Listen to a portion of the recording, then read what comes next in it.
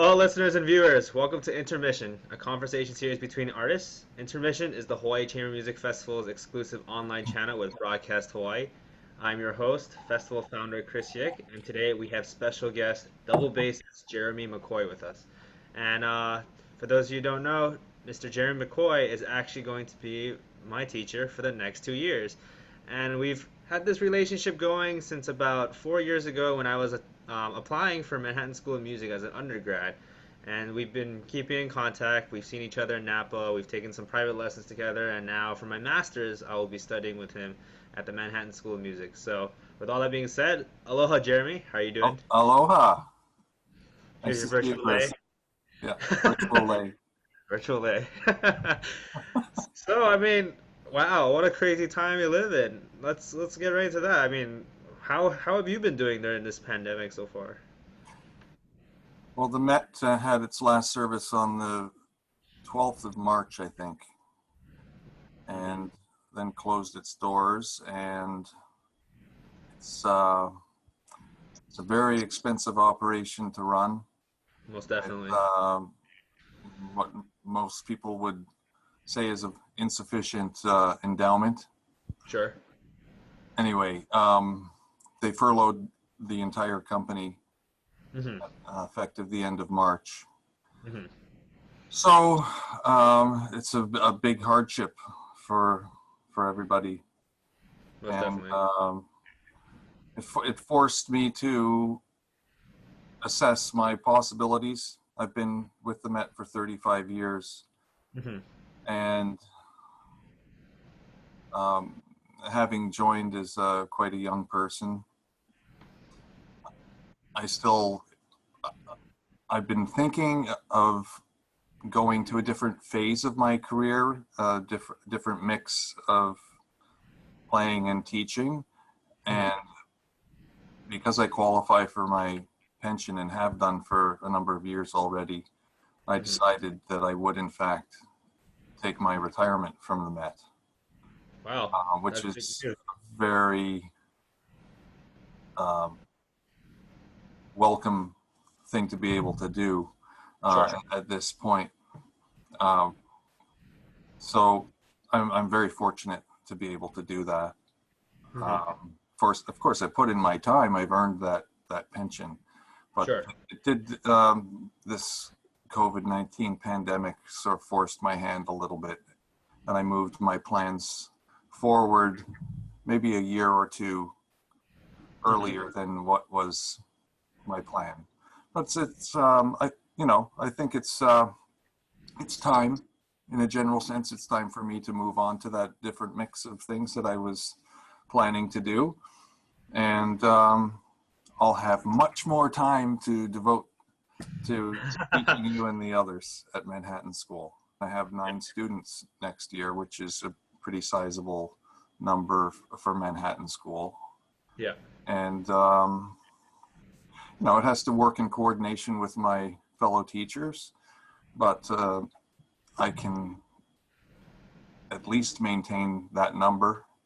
And I do some teaching at Montclair State, which is part of the New Jersey system. Hmm. And also remaining here in New York, there's all kinds of freelance playing. Once that comes back, Sure. Sure. I'll do more of that. Hopefully, a lot more chamber music, things in town and away. Hmm. Um, a lot of session work. Uh, be able to do well, not a lot, not compared to the old days when people were running from jingle to jingle all day long. But Hmm. what film work and recording work there is that I would be called to do, I'll be able to say yes to. Yeah. Sure. So yeah, I'm looking forward to this next phase of my career. Sure. Sure. I mean, actually, let's get into some, I guess, reflection. For those of you, most people know that you won the job really early. You had a very strong musical upbringing, being in a choir, and then going to Curtis, and then playing in Canada before you headed to New York. Mhm. In all your years at the Met, what has been the most memorable performance for you, looking back at it? Oh boy. Um, well, I don't think I could pinpoint one in particular, but any of the runs of operas that we did with Carlos Kleiber, Hmm. those are very memorable. Um, we did, let's see, what was the first? The Traviata we did first. I think we did Bohème, Traviata, Rosenkavalier, and Otello with Kleiber.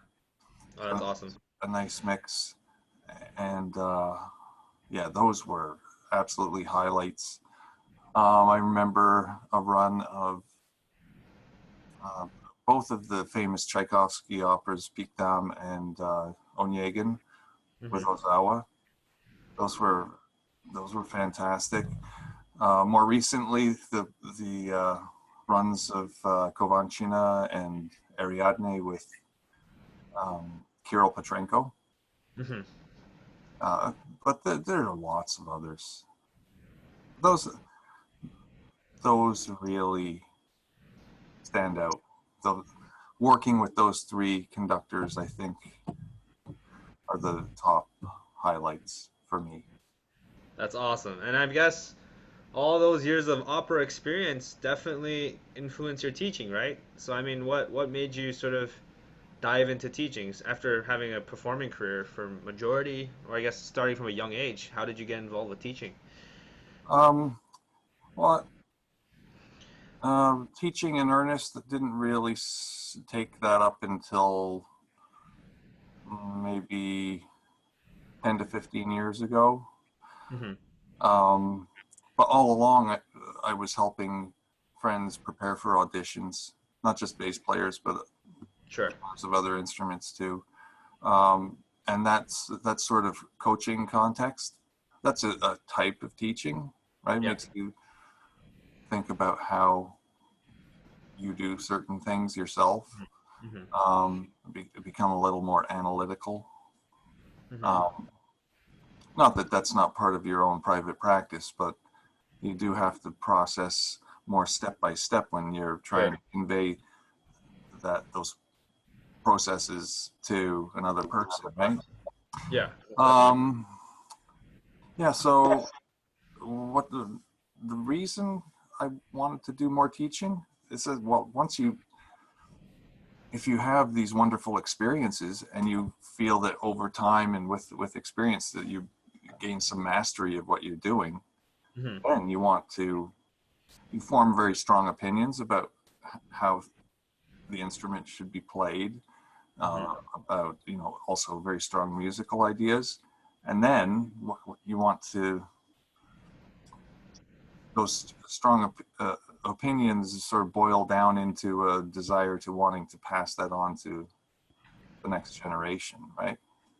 Yeah. So I guess I'm one of the lucky few to be chosen for this next generation of passing. Now, when I say I have strong opinions, that this I just want to put a um, qualifier on that. That doesn't mean I exclude other Sure. ways of doing things, right? But yeah, because you have to appreciate and value Hmm. other ideas, Yeah.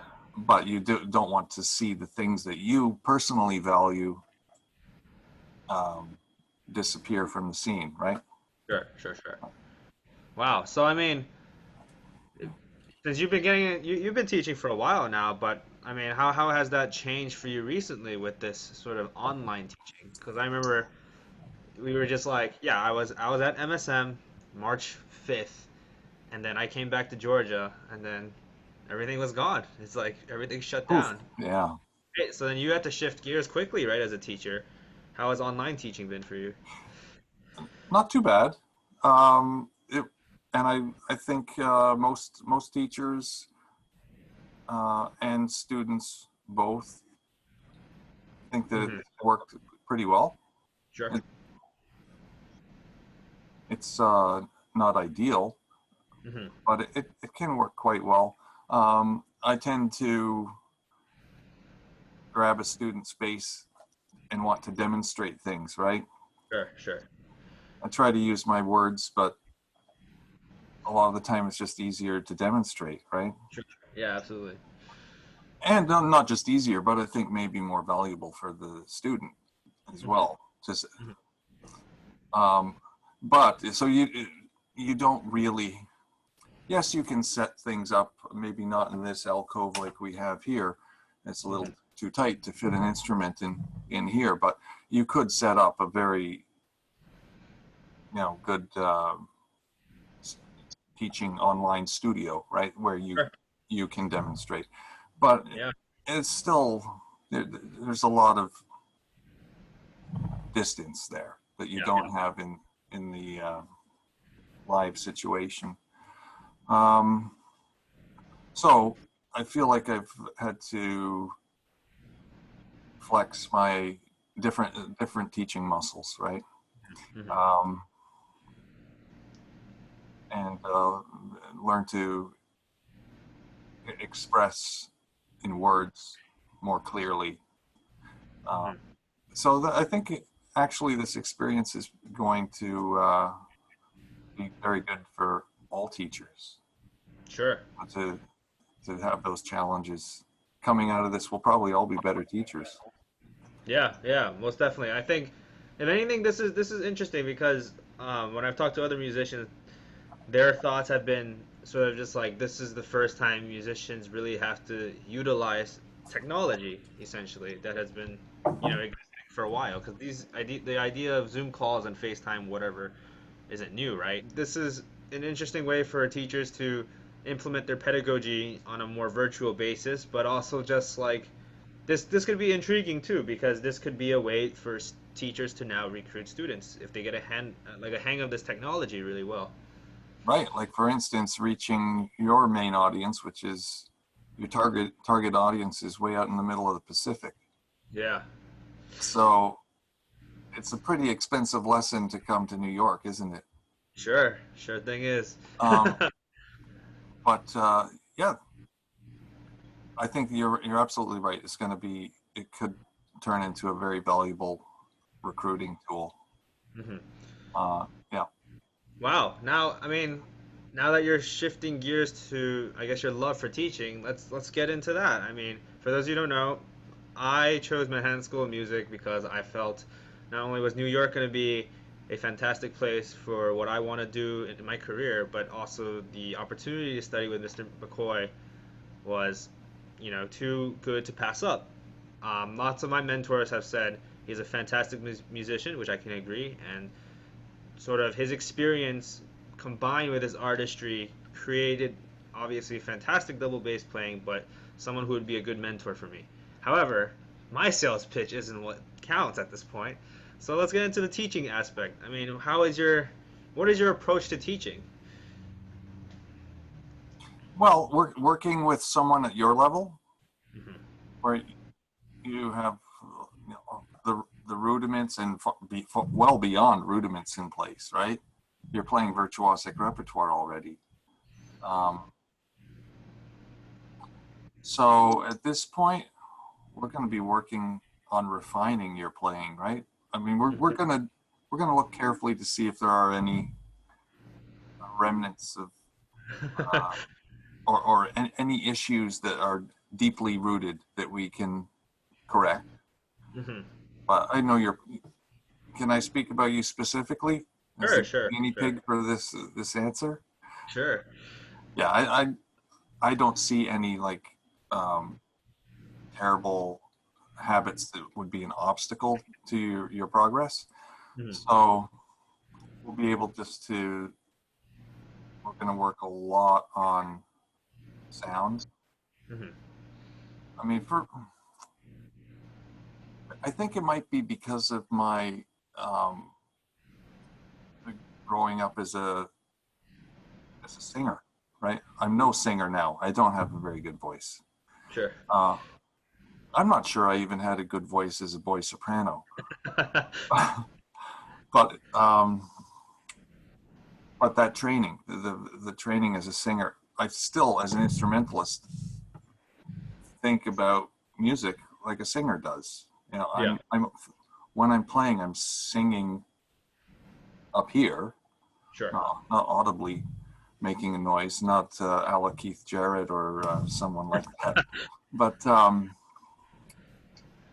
yeah, shaping phrases Hmm. using my breath the way a singer would. And so I'm very, as a string player, I'm very rooted in, focused on the right hand. That's our Yeah. voice, right? Sure.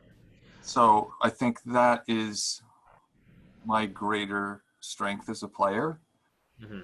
is sound and everything that goes along with the right hand. I think it's the more difficult of the two hands. Sure. Um, so that's where I'm going to focus, because that's where my interest lies, and it's where my greatest strengths as a player lie. Mhm. And so we'll do lots of machine like left hand work as well. You have to have that. You need to have the agility, right? Sure. And accuracy.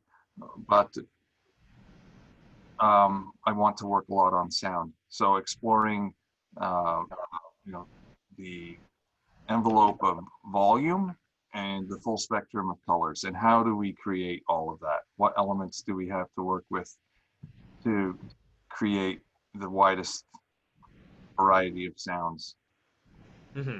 and articulations? So an interesting thing I've noticed when I was at least going into undergrad studies, there's sort of this intimidation factor when people are saying, "Wow, that teacher, he's assistant principal of the Metropolitan Opera, or he's principal of this orchestra, or whatever."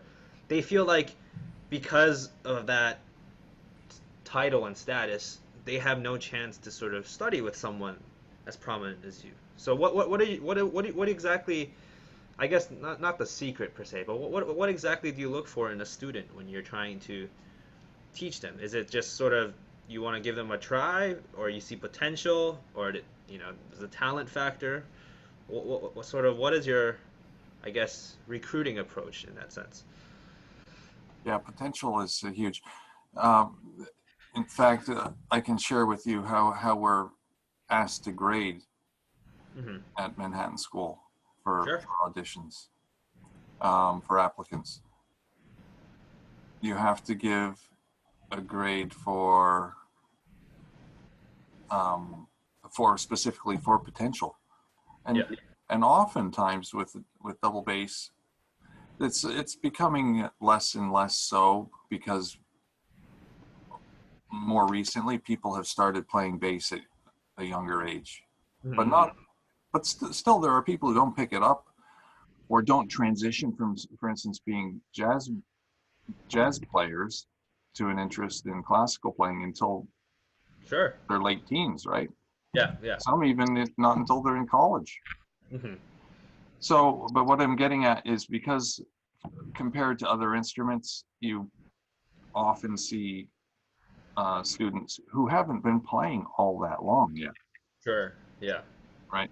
But they do have a good foundation in music, and they have they show aptitude, right? And Mhm. there's no question that they have a good ear and good coordination. Or maybe they haven't had the good fortune to have really fine teaching yet, Sure. but Sure. you see something there. So potential is, yeah, I absolutely, I look for that. I like to see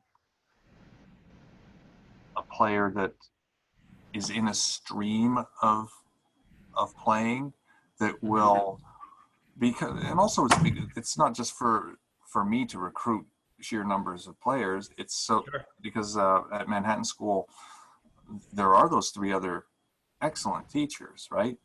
It Hmm. might be that style of very quite highly qualified playing from an Yeah. applicant would best match with one of the other players. Hmm. I admire that playing. I'd be happy to teach that person, but I think, oh, probably a better match for one of my colleagues, right? So Sure. that Sure. factors too. I want to see somebody where the style of playing fits will stream into what I can teach. Mhm. What else? It's nice if you can get a sense of the person too. Absolutely. You know, we try to have a little conversation with each candidate, Sure. a little something to put them at ease, but also to get a sense of the personality, Yeah. and that can help too. What should I be expecting in terms of, I guess, Oh, technical development and yeah, I guess you mentioned a lot about sound and right hand, right? So I guess yeah, how exactly okay. will I What's the menu of things that you're going to get? exactly? Yeah. Okay. Well, you have to remember that right out of the gate, you have to be involved in large ensembles, right? Hmm. Hmm. So you've got those demands. You've got so the repertoire for whatever orchestra you've been assigned to for the semester. Hmm. Um, you've got the demands of academics, Hmm. um, and preparing for summer festival auditions, right? And preparing for juries at the Sure. end of the year. So a lot of it is sort of prescribed, what you have to be doing, right? Yeah. But aside from those, absolutely required things, I like to always balance between working on a solo piece, Hmm. and maybe for a graduate student, maybe a couple of solo pieces at a time, and also working on orchestral repertoire right away. And between those two things, working on well-chosen solo repertoire, and also choosing excerpts with specific technical demands that Hmm. will suit the target that you're after. I find I don't actually use etudes that much, because already, I mean, if you spend, say you split the lesson time in half, Yeah. that's only half an hour on a solo piece and half an hour on an excerpt or two, right? Sure. Sure. There isn't a lot of time for etudes. However, that being said, if there is really some weakness with the player that's not really progressing using just actual repertoire, Hmm. then I'll look into etudes. Hmm. Um, but that I'm partly following the model of my own instruction, right? What I Sure. got as a student. Yeah. And I did get some etudes, but very quickly went on to repertoire. And I Mhm. thought that worked pretty well for me. So, yeah, I, I know the value of etudes. I Mhm. appreciate that. But because the students already have so much on their plate, Yeah. I'd rather put the effort into actual pieces, Sure. unless there's some really specific reason not to. Absolutely. Wow. So I mean, sounds like if you're a student at MSM in general, let's say, there is this huge balance you have to do between like the academia, obviously living in the city and just your own artistic obligations. So what is your approach on or your advice to a student for practicing? If you have is there like, oh, I have to do 5 hours a day, like two of it scales, that kind of thing, or Oh, 5 hours a day. so No, what is your I guess philosophy behind how a student should approach practicing? Obviously, quality over quantity, I'm sure. absolutely. Quality over quantity. Um, I mean, we do see, I remember back in school that pianists Hmm. uh, would practice all day long, but they have so many just notes to learn, right? Um, we don't have, for the most part, we play one note at a time. And I'm not saying that that makes the bass easier. It's Sure. it's a very difficult instrument. Yeah, absolutely. Otherwise, it would be played way, way better than it is. Sure. And to play at the highest level, even the easier instruments are Mhm. very, very difficult, of course. Sure. Yeah. But now, yeah. So unless you're having to just do some what I would call note bashing, just Mhm. trying to figure out fingerings and like where things are. Mhm. I wouldn't advise doing more than 3 hours over the Mhm. course of the day. And I'd like to see that time broken up so that into 1 hour segments so that you're fresh each time you get back to the bass and Sure. really working carefully. What's going to happen if you just sort of pound away and you lose concentration and you're simply just putting in hours of practice, Mhm. you can end up doing Hurting damage. yourself. Yeah. Well, hurting yourself physically, yes, but you can end up practicing your mistakes, you know, because Yeah. you're losing your focus and you're just taking a run over and over and over again at doing it the wrong way. Mhm. That's practice. That's ingraining mistake, Yeah. and that that takes more time to undo that than it Mhm. did in the first place to get there. Right? So Yeah. you're really digging yourself into a hole unless you're practicing carefully Mhm. and analytically. And I've wasted lots of hours with practice, and even with the best advice, everybody will end up practicing inefficiently. Sure. But it's good just to remember you have to put. I would say 3 hours for a student is a good amount. Mhm. I think it's doable with rare exceptions. Maybe during an exam week or you have a really very challenging paper to write. Mhm. Might or the school has heaped on too many rehearsals for something. Mhm. Right? But for the most part, you can manage to balance life to do 3 hours of practice. But it should all be good quality practice. Yeah. Definitely.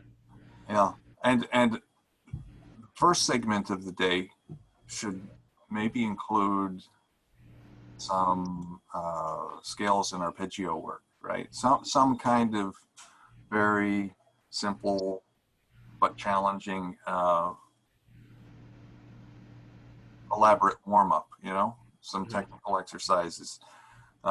Maybe you're wanting to work on your vibrato in a general sense. Yeah. So that's when you would do that work at the beginning of the day. Do all those sort of exercises. Mhm. Do you have any recommendations on, I guess, books or just patterns that you do, or any No, inspiration? my first teacher was a very, very fine teacher. I was so lucky. Mhm. David Curry, just a very talented teacher. Mhm. And he had me, as we all know, music is mostly just made up of scales and arpeggios, right? Yeah. So if you can, really conquer those in all their permutations, then that's going to give you the vocabulary to play whatever's put in front of you, Mhm. theoretically, right? Yeah. So he had me, um, not invent, but construct my own scales and arpeggios scheme. And it was a good exercise. It's like I was thinking, can't you just like give me the book? I want to take the easy road. But no, he taught me some concepts, right? When you're starting out, the whole idea of shifting 1-1 up and 4-4 back, that sort of general rule, which of course you learn to break that rule for good reasons later. But so it was, my first version of scales and arpeggios was limited to some very strict and sort of rudimentary rules. Hmm. But I still use this. I'll have you do it. How do you guide a student in choosing the repertoire that's best for them when it comes to solo? Well, I mean, you just have to learn the staples, right? Sure. So, Bottesini B minor, right? Play that until you're blue in the face. And the irony is, so many people learn the first movement and the second movement. This is not my own joke, but I wish I could remember who said this first to me. But we learn the first movement because we have to, the second movement because it's so pretty because we want to, and then we don't learn the third movement.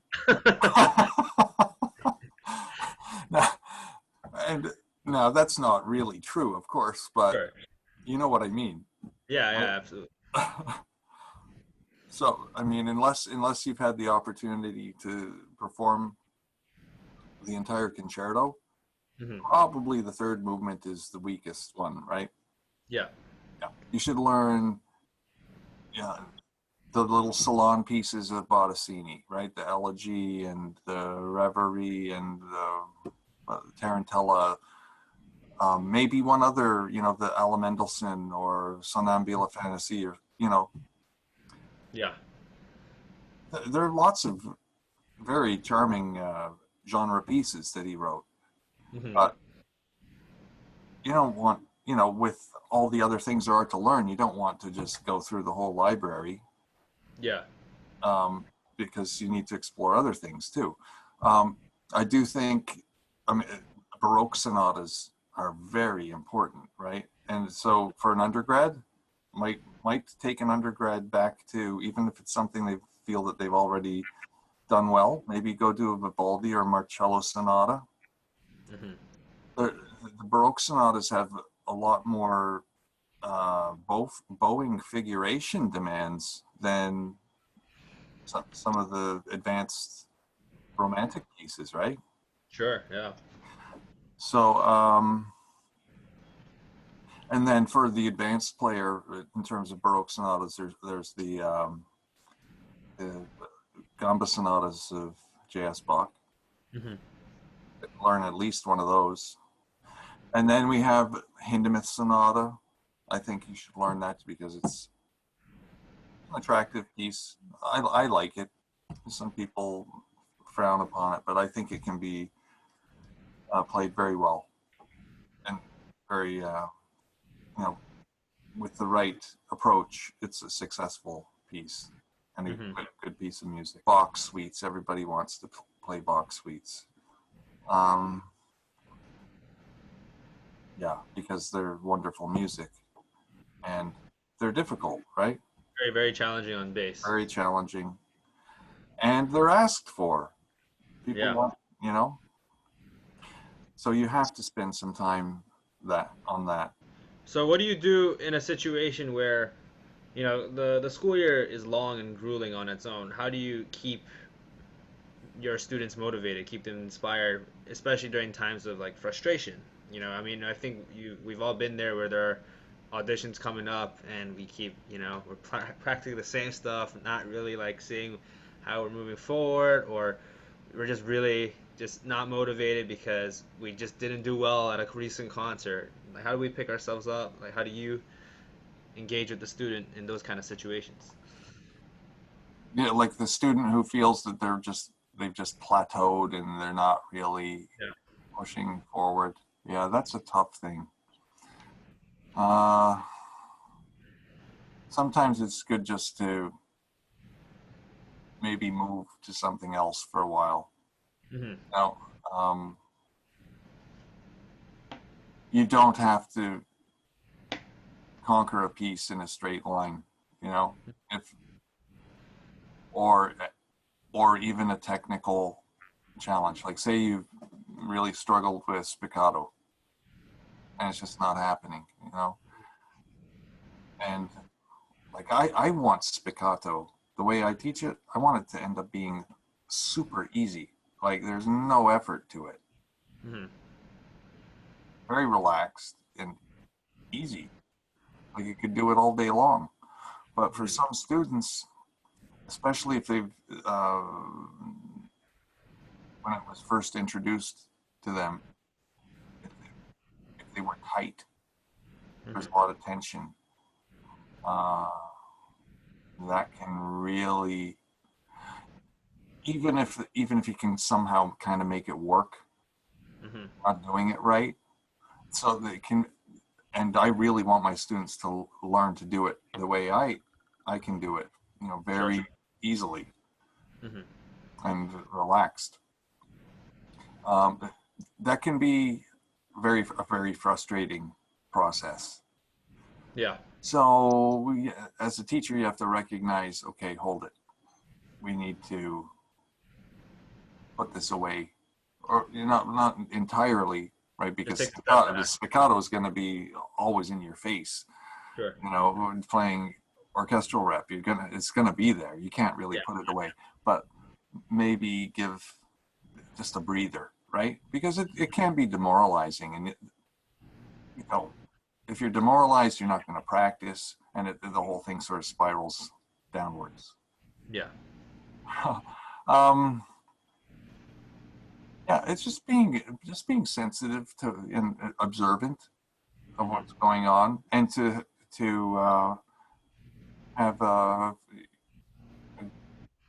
you know the teacher has to maintain authority, right? Hmm.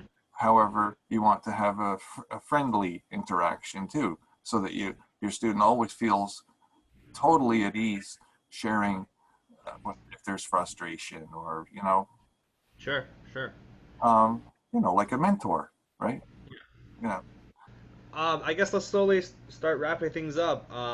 You know, right now with everything going on, you've just launched Instagram and a YouTube channel, and we're talking all about this sound. Your main philosophy is how to get a great sound, and that's very obvious in your recent Rossini video with Mr. Clive Greensmith.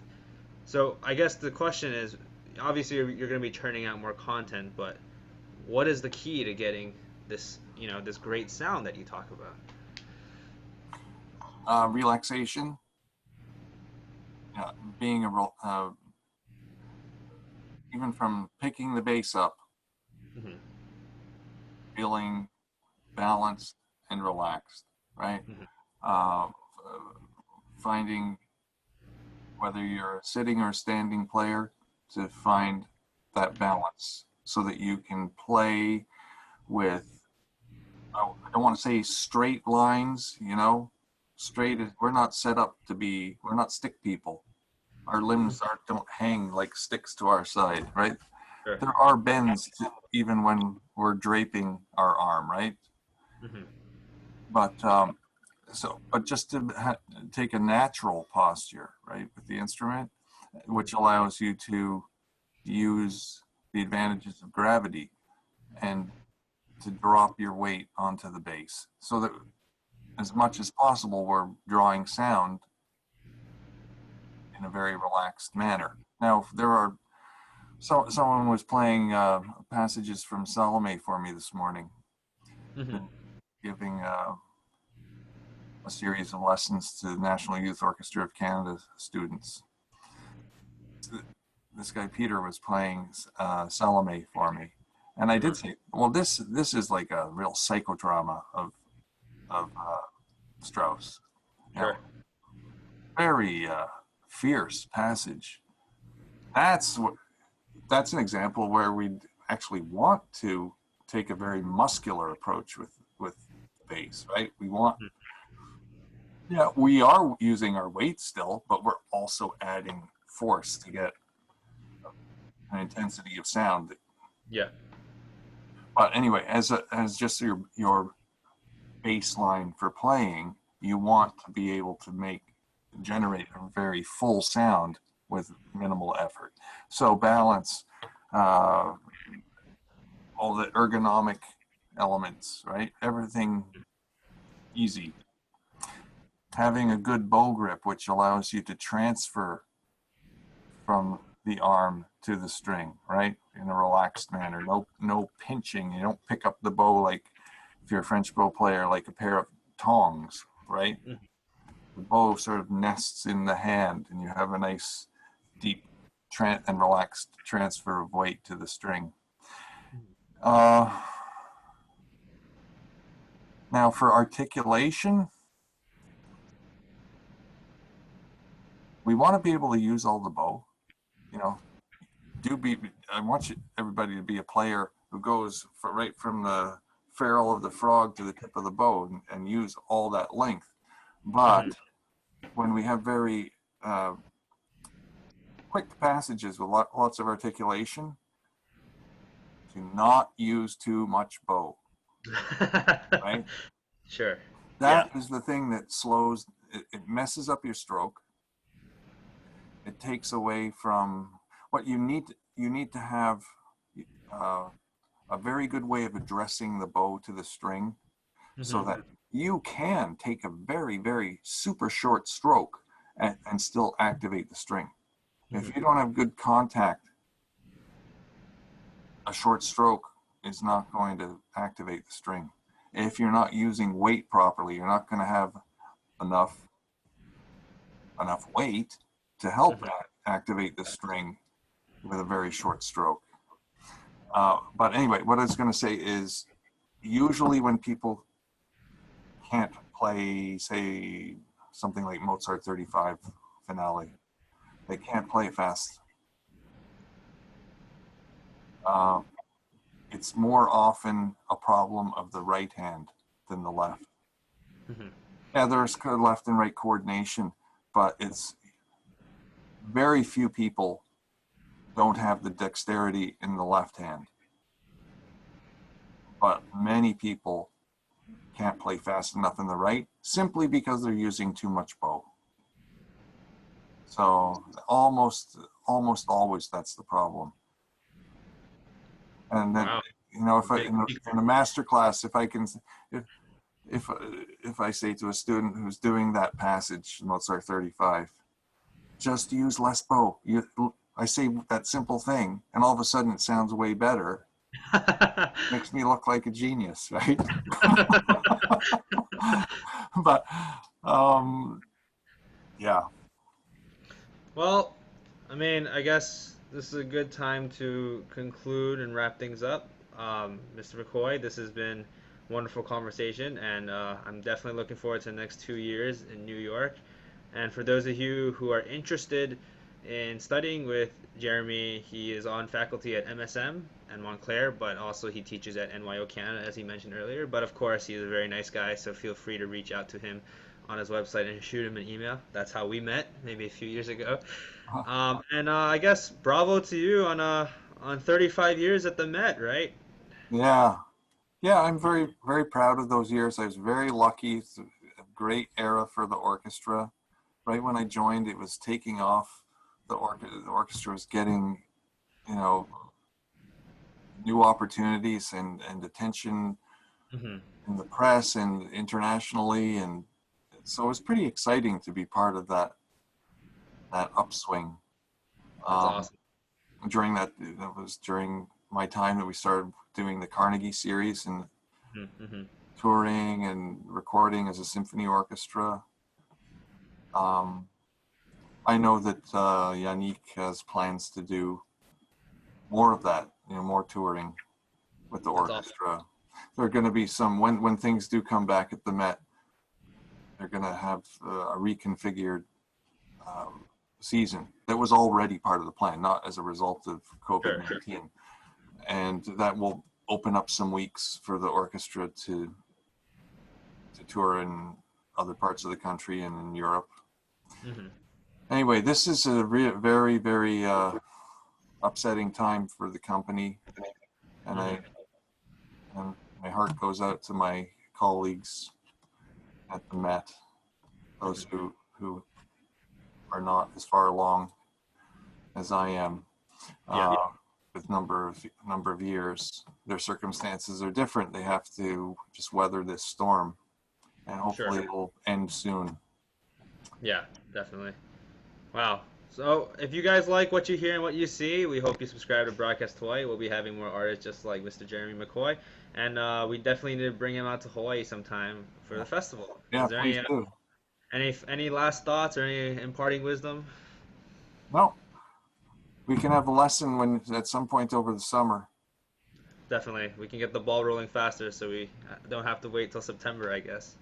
Yeah, and just to take some of the worry that everybody's dealing with right now, Sure.